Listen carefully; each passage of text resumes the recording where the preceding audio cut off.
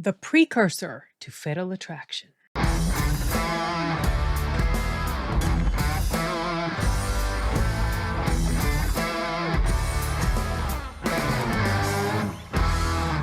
So many years ago, many years ago, when I was just a kid, young person, maybe younger than a teenager, I think, actually, I don't even remember where the heck I was. And maybe it was my grandmother's. And the TV was on, and there was this scene that was playing, and it was this woman, and she looked like she was crazy, and she was slashing a picture of Clint Eastwood. And it was kind of dark imagery, and there was another person there who was bound and in trouble. And I remember Clint Eastwood was rushing to try to get to the scene. And I didn't remember everything that happened after that, but I just remember that particular scene was really unsettling to me. It disturbed me because I'd never really seen a portrayal of that sort of thing on, like, in a movie or anything like that. And then, of course, Fatal Attraction came along, and I don't remember if I made the mental connection in my brain, but I knew at the time that I first saw these images of this movie, I knew that the movie was called Play Misty for Me, because at some point it was referenced, like maybe when it broke for commercial, or maybe a reference to maybe the credits. Maybe I saw the credits. I always knew that was the name of the movie, Play Misty for Me, and I never forgot it. And Fatal Attraction, like I said, comes along, and I thought about this movie off and on, but I never had seen it all the way through. And so finally, about, I don't know, 3 weeks ago or so, I decided I wanted to start watching this movie. So I watched it in bits and pieces. I think I started watching it, I think I was in California when I was visiting my brother, and my other brother came along. It was like a very short trip to California I made earlier this month, actually mid-month, but it feels like it's been forever ago. Yeah, I went on the 14th. I think it was 14th of January. Wow, it feels like it's been eons since I took that trip. Anyway, I started watching it then. It's on Netflix, for those of you who don't know, if you're interested to ever check this movie out. Basically, the premise is Clint Eastwood plays this disc jockey, and there's this chick who has called in multiple times, and she always requests that he play Misty for her. And then he meets this woman at a bar, and you find out through the course of discussions that, dialogue that's taking place, that this guy is a player. Like, he likes the women. He is a skank. He messes around all the time.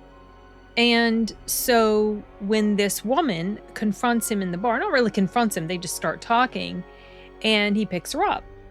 It's just like, it means nothing to him. He picks her up. He finds out, I think, can't remember if it's before they hooked up that first time or not. He figures out that she is the woman who's been calling into the radio station. Throughout the course of some of their conversations, they kind of talk about how, oh, well, this hookup is not going to mean anything. I'm paraphrasing, but he indicates that there is this one girl that he has his heart set on, or something like that. So I don't think at the time of this relationship he's officially back together with this girl that he's been sweet on. But the reason they had broken up or weren't together was because he had this habit of sleeping around. I mean, obviously she didn't want to tie herself to somebody like that. Anyway, so that's kind of like that's where this movie starts. And what happens is, if you don't know by now, I mean, this movie is quite old. It came out in 1971, I believe. This woman that he has this affair with, that was like nothing to him, just like someone he could sleep with or whatever, she becomes obsessed with him. Think Fatal Attraction, obsessed. And she will not stop stalking him, and she gets progressively more dangerous. And so it becomes like it's something that he is really stuck with in his life, and he doesn't know how to deal with that situation. Like, he's never encountered anything like that before.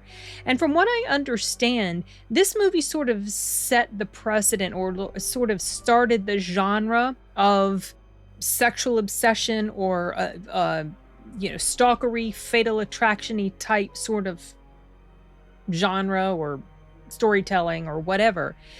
But honestly, when I think of stuff like this, these are the only two movies that come to mind: Play Misty for Me and Fatal Attraction.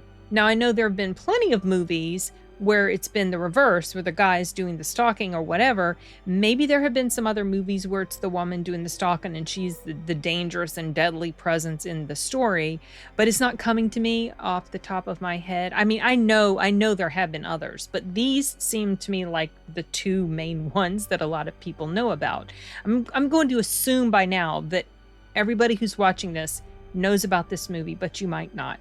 If you're not very familiar with Clint Eastwood or American cinema or whatever, maybe you don't know. But something interesting that I found out when I started watching this, and I did not know it, was this was actually Eastwood's first movie that he directed. This was his directorial debut.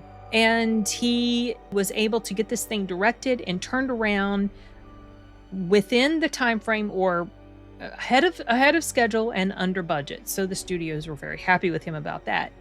And the film did fairly well. I think they said it was filmed for less than $1 million, which back in the day, that was still quite a bit of money, y'all.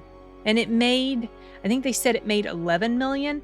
And I don't know if that means, well, I'm assuming that means in its entire theatrical run. I do not know how long this thing played in the theaters, but something else interesting that I found out, little bits of trivia that I found out as I was watching different things about this, was in one of his Dirty Harry movies. I can't remember if it's the first one or whatever. It shows him coming out of a theater, or it shows him in the scene and there's like a theater marquee, like banner and whatever behind him, and it has Play Misty for Me. It's kind of funny. Anyway, I thought that was interesting.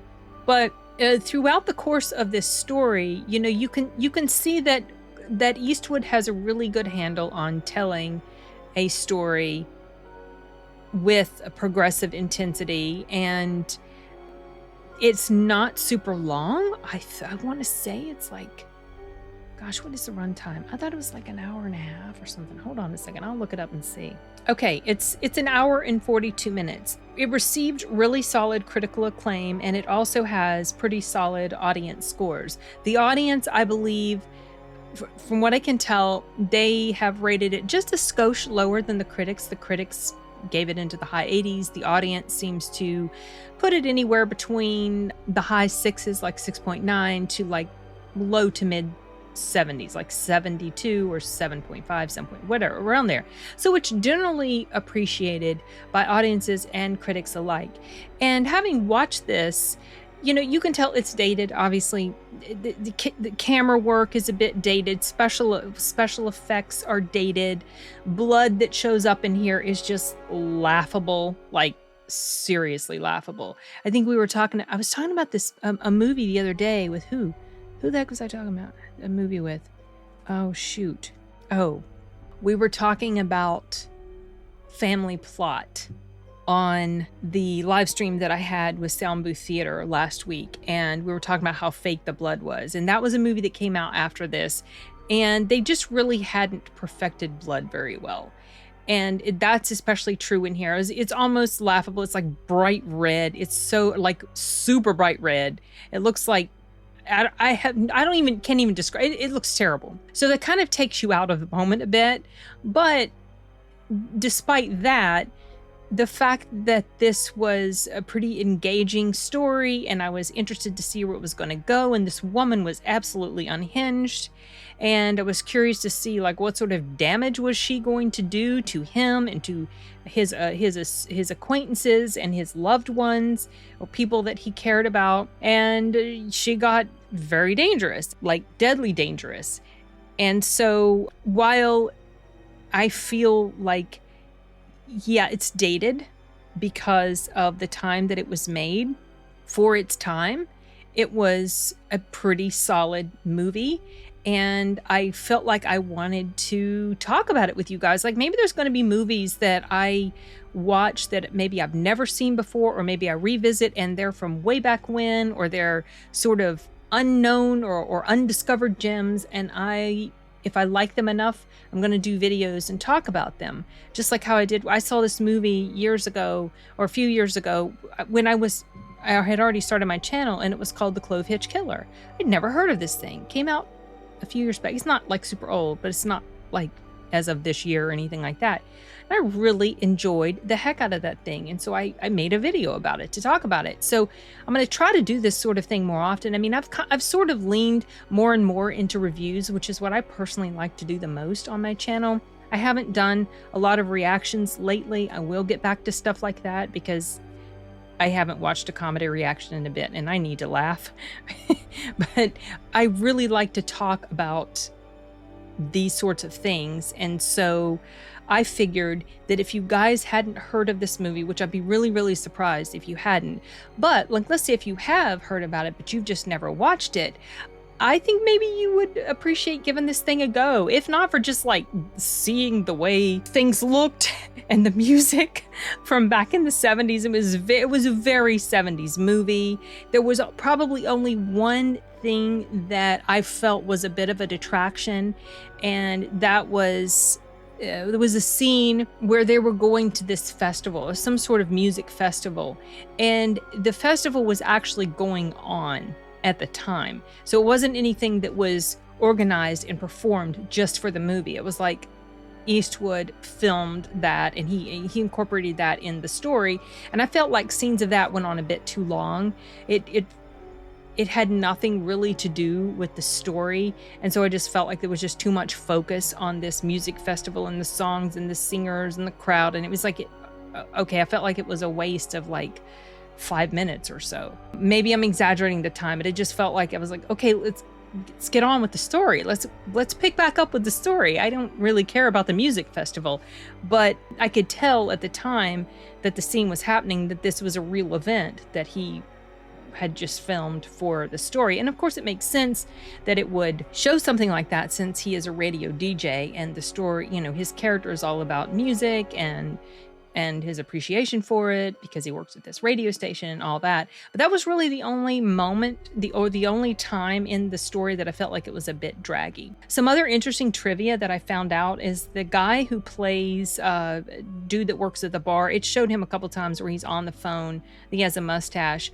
This guy, if I remember correctly, they said that he had been a director and he had directed Eastwood in some stuff before, and now it was like things had turned, and they were really good friends in real life, and so some things had turned around, and so Eastwood was directing him, and to be kind of funny and just give him a hard time good naturedly, he would like make him do these takes over and over and over again or something like that, just to be funny. I thought that was interesting, and I appreciated watching stuff like that. It was some video that I found on YouTube. I'll try to remember to link it in the description, so if you guys want to check it out, if you're interested, curious, whatever. Anyway, so something else I found interesting was that this takes place in Carmel by the Sea, which, if you guys, obviously, if you know anything about Clint Eastwood, you know that decades later, he ended up becoming the mayor of that area, which I thought that's kind of cool. But the location is beautiful. I loved the scenery in here. It was this movie gave me a lot of, as odd as this might seem, this movie gave me a lot of warm, fuzzy vibes. And I think it was just because of the environment, the setting, the color and the color palette and everything. It was very bright, you know, very 70s. And also the place where his house was cool. Like he had that dude right there. He had this, it took me a bit to realize what the heck it was like to go in his front door. It was like part of the inside of his house was really outside. Like you would go in his front door, and to get to like the living quarters of his house, you would have to go across these stones that were in this little pond or in this little thing of water. So it was the most interesting place. I was like, I'd never seen anything like that before. It was so cool. If you watch it, you'll know exactly what I'm talking about. And so just like the whole stuff like that was just really cool to me. And there was something so cozy about it, despite the subject matter of this psychotic woman who is doing some deadly stuff because she's obsessed with this guy. I just really liked the feel of it and appreciated it enough that I wanted to talk about it and share my thoughts with you guys. So if you decide to check it out, like I said, it's on Netflix right now. I don't know how long it will be on Netflix, but as of now, it's there. And it'll probably be there a little bit, at least, because I only just, no, I shouldn't say that. I don't know.